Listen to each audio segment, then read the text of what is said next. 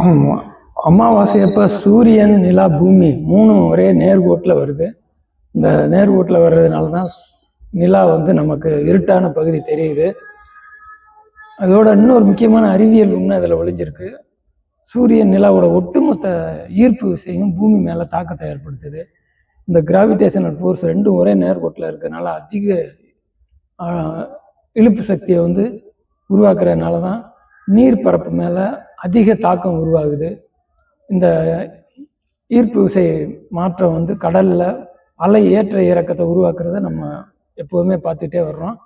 போக ஒட்டுமொத்தமாக பூமியில் நீர்ப்பரப்பில் பூரா இந்த தாக்கம் வேலை செஞ்சுட்டு தான் இருக்குது. ஆனால் நம்ம கண்ணுக்கு தெரியாது. நம்ம சூழ உடம்புலையும் இது வேலை செய்யுது. நம்ம ரத்த ஓட்டத்தில் சிறு மாற்றத்தை கண்டிப்பாக உருவாக்குது. இந்த சூட்சும மாற்றத்தை நீங்கள் உணரலாம். அதனால தான் அமாவாசை அப்போ தீவிரமான உடற்பயிற்சிகள், தீவிரமான வேலைகள் எல்லாம் செய்யாமல் அமைதியாக தியானம், தவம் செய்யலாம். எளிமையான மலைகளை சுற்றி வரலாம். அதிகமான ஈர்ப்பு சக்தி கிடைக்கிறதுனால மலைகளை சுற்றி வரப்போ நமக்கு காந்த சக்தி அதிகமாக கிடைக்கும்.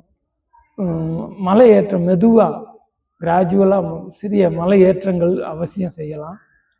இந்த காரணத்தினால தான் முன்னோர்களுக்கு தர்ப்பணம், திதி கொடுக்கறத நம்ம முன்னோர்கள் உருவாக்கி வச்சுருக்காங்க.